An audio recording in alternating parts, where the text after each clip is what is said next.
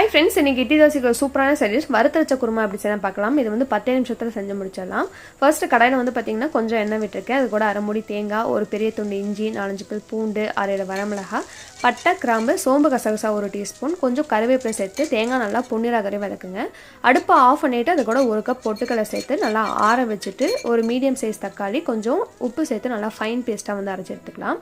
தாளிக்கிறதுக்கு கடாயில் 1 table spoon எண்ணெய் விட்டுருக்கேன். கடுகு, கடலைப்பருப்பு போட்டு பொரிஞ்சதும் பெரிய வெங்காயம், பச்சை மிளகாய், கருவேப்பிலை, இப்போ சின்ன சைஸ் தக்காளி, கொஞ்சம் மஞ்சத்தூள் சேர்த்து தக்காளி நல்லா குழஞ்சி வர வரைக்கும் வதக்கிக்கலாம். இந்த மாதிரி நல்லா குழஞ்சக்கப்புறமா நம்ம அரைச்சி வச்சுக்க பேஸ்ட்டு, உங்களுக்கு குழம்பு இந்த திக்காக வேணுமோ அந்த தண்ணி விட்டுக்கோங்க. கொஞ்சமாக வந்து உப்பு சேர்த்துட்டு இன்னொரு 5 நிமிஷம் வந்து கொதிக்க விட்டுருக்குன்னா சூப்பரான இட்லி தோசை குருமா வந்து ரெடி. மறக்காமல் ட்ரை பண்ணி பார்த்துட்டு எப்படி இருக்குன்னு வந்து கமெண்ட் பண்ணுங்கள். தேங்க்யூ.